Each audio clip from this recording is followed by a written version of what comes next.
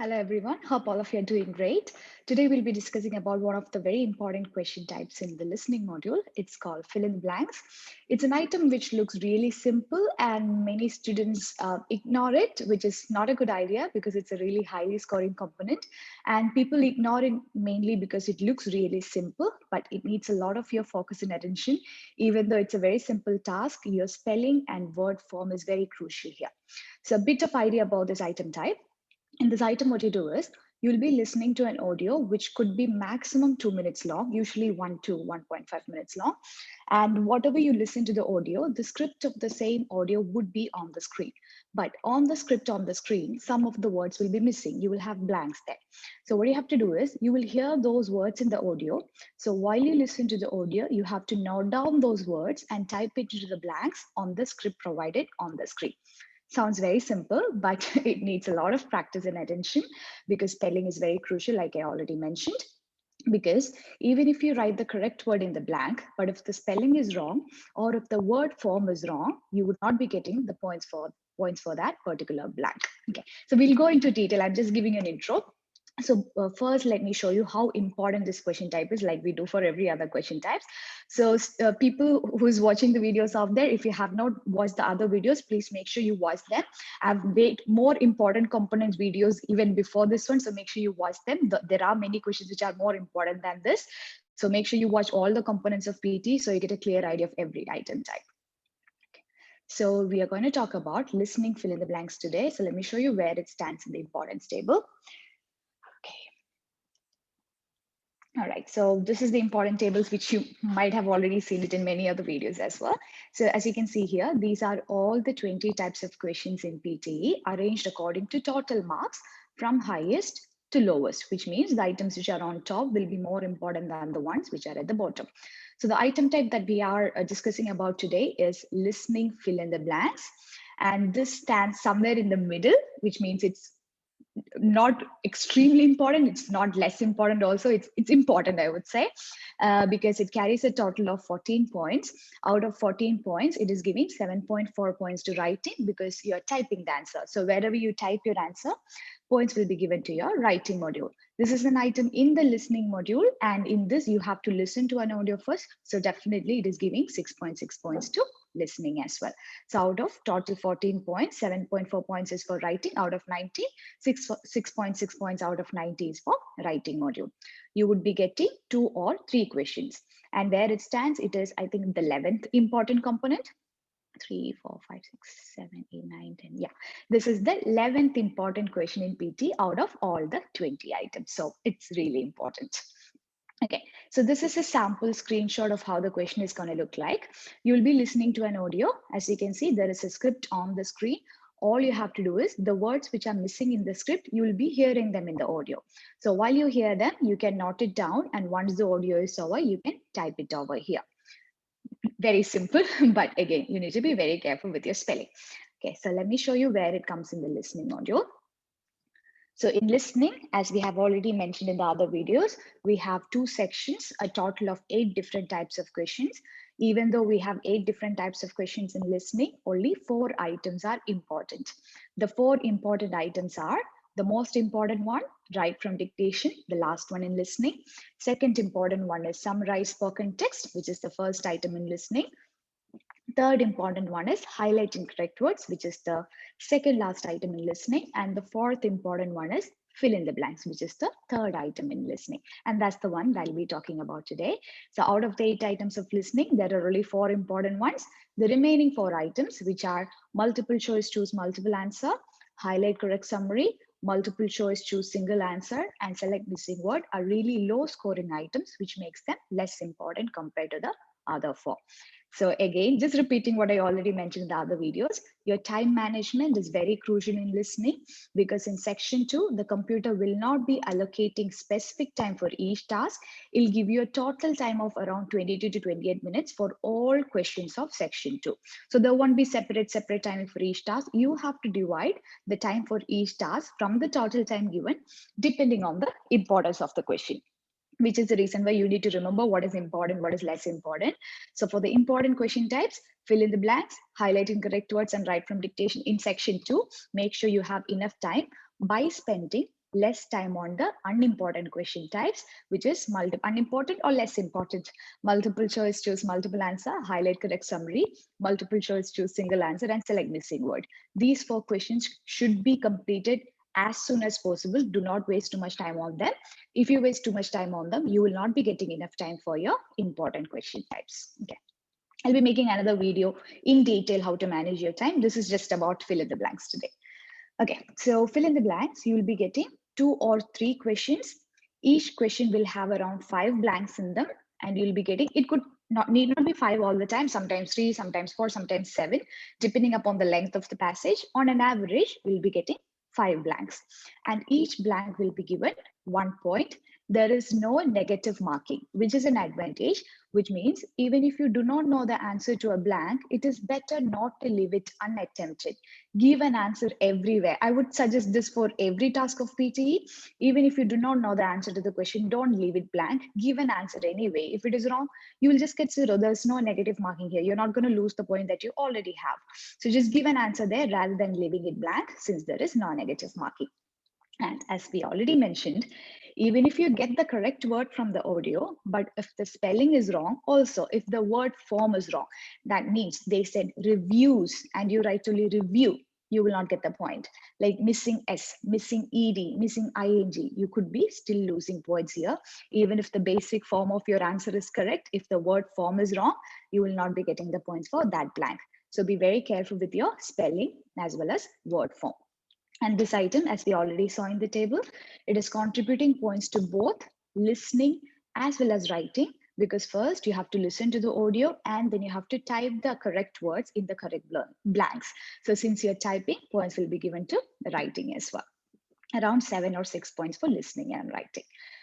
Right. Now, there are no strategies here. I would say there are no shortcuts, as we say for some other components. There are many shortcuts in other components, but in this there are no shortcuts. You can't use any technique here. The way that you have to approach this question is, it depends on your skills. So some people are really fast in typing. They're faster in typing rather than typing. So some people, they don't even have to look at the keyboard to type. For them, I would suggest just type your answers straight away in the blanks rather than writing them and then typing on the screen, which can save your time as well. But majority of the students that I have taught, I've seen that majority of them, more than 90% of them, their typing is slower than their writing. They can write faster than typing on the screen. Unless you work with computers every day, most students would be in the second category. You would be writing faster than you're typing. So my suggestion would be, if you are one of them, rather than typing directly, better to take down notes on your notepad provided, because when you go to the exam, they'll be providing you with a notebook and pen. You don't have to take it from your side. They'll be providing you with one. So what you can do is, while you listen to the audio, note the words down, and once the audio is over, you can carefully type it in the blanks.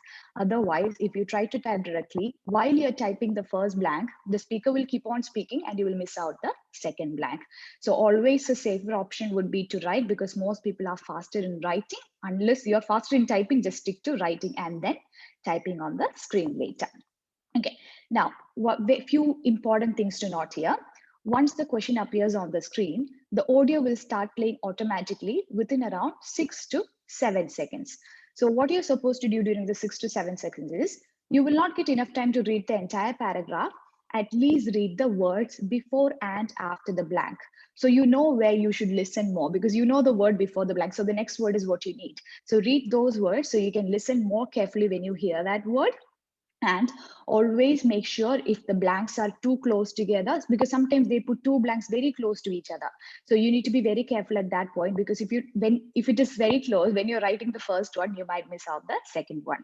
So what you can do is, while you listen to the audio, if you have 2 blanks very close together, wait for both the blanks to be over before you write down. Otherwise, you will miss the second one over there. Okay, and some difficulties faced by students here. First thing, they don't understand the speaker, because in PTE, you have different accents. Mostly native speakers, you have Australian accent, American accent, British accent. So some people don't understand some accents that they listen to. So other than practicing for PTE, do extra exercise of watching English programs, English movies, without subtitles for sure. Because if you use subtitles, as I've already mentioned in the other videos, you're actually reading what is given on the screen. You're not listening to the speaker. That is not going to help you with your listening skills. So when you watch English programs, make sure you watch without subtitles. Try watching with the headphones so you can hear them very clearly, and make it a practice every day. So gradually your listening skills will improve and you will be able to understand different accents of different people. Because in this particular question, if you don't understand the speaker, you cannot do anything about it, because you cannot even get the answer if you don't understand what you have heard. Okay, so first thing is you need to get used to different native accents. So listen to different English programs every day, at least for 30 minutes or 1 hour, and without subtitles. And of course, practice this question as much as possible. I would say a good number would be try to do around 20 questions in a day. Because what I've seen here is many people, they struggle with spelling and word form. It improves only by practice. Okay, so let me do one question with you so you can actually have a clearer idea of what you're supposed to do here. Okay. All right. So as you can see on the screen, there is a script over here. So when I play the audio, you're going to hear the exact same thing, which is given on the screen. Just a second. So you can also hear what I'm saying.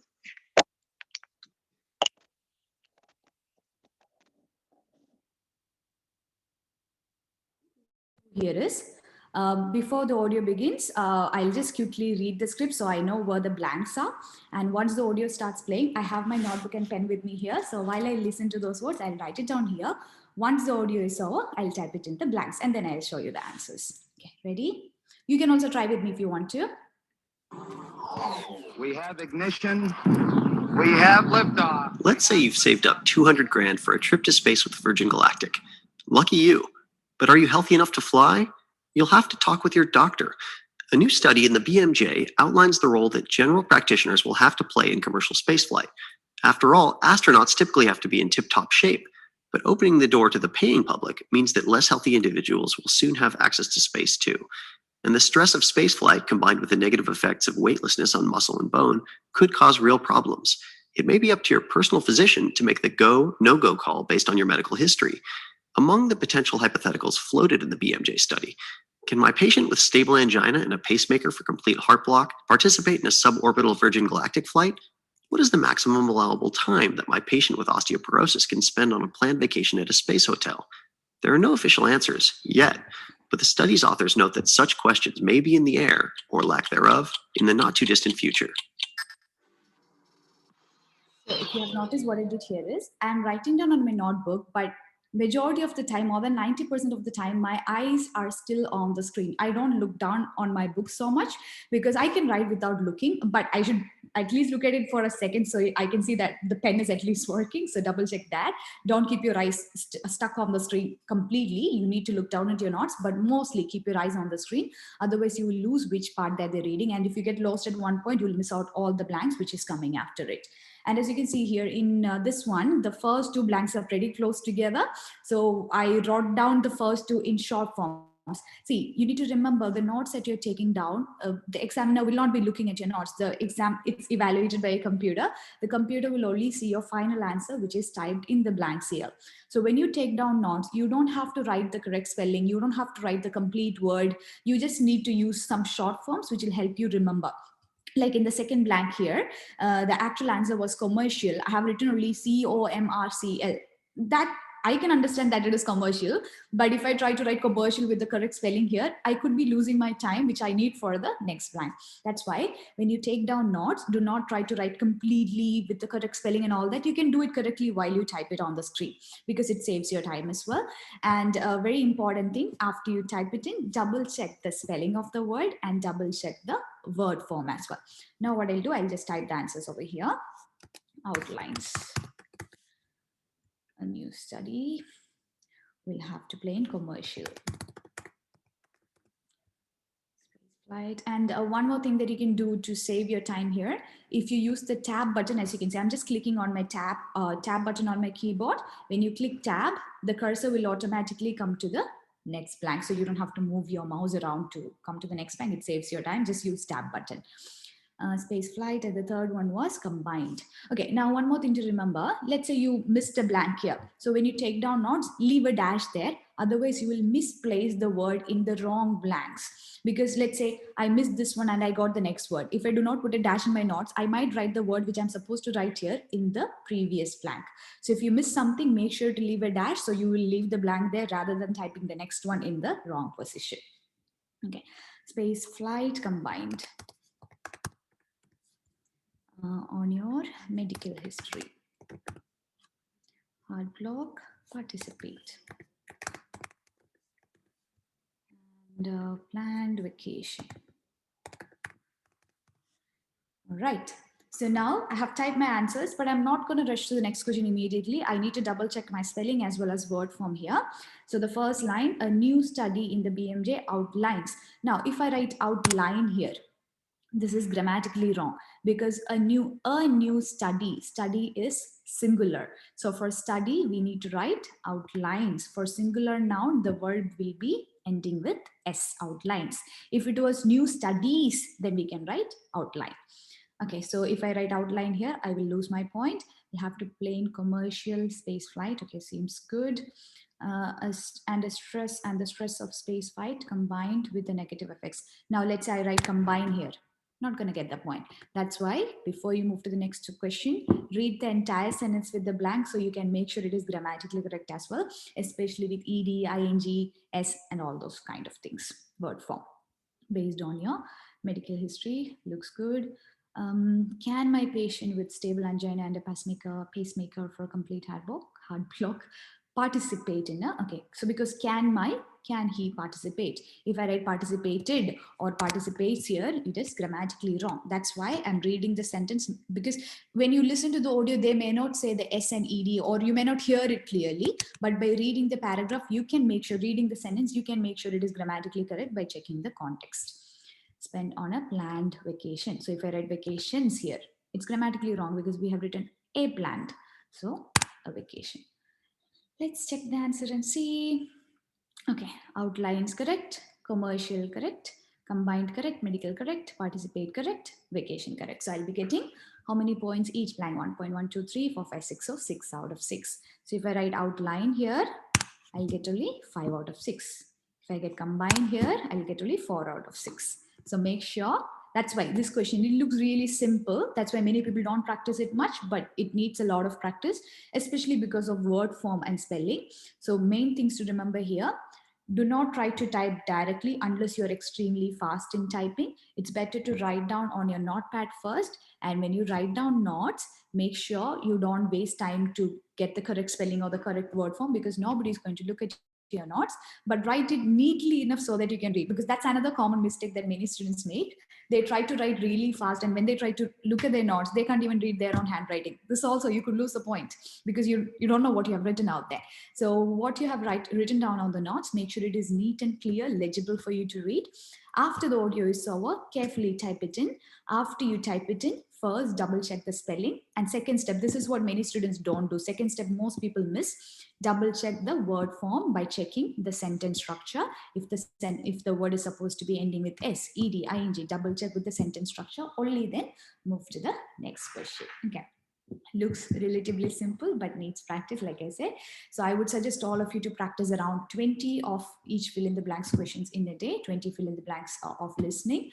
And once, let's say you do 10 questions and you get at least 8 of them 100% correct. That's a good percentage. But let's say you're missing at least 1 or 2 blanks in every question. That's not good enough if you're targeting for band 7 or band 8. Okay. So try hard, guys, practice hard. So I'll be coming up with another video soon. I think we're going to do reorder paragraphs next. Whichever the next important components, I'll be doing that. And keep watching. And if at all you have any doubts or questions, put it in the comments. I'll be always answering all of them. And of course, if you need one-to-one coaching or online classes, wherever you have students from all over the world. If you need classes, online classes, or one-to-one feedback or corrections or anything that you need help with PTE, reach us on 0432-269-874. And students from out of Australia, you can reach me on +61 432 269 874. Same number. All right. Or you can reach us through our website. Anyway, all good. So keep watching, keep waiting for other videos. I'll be uploading all of them really soon. Thank you.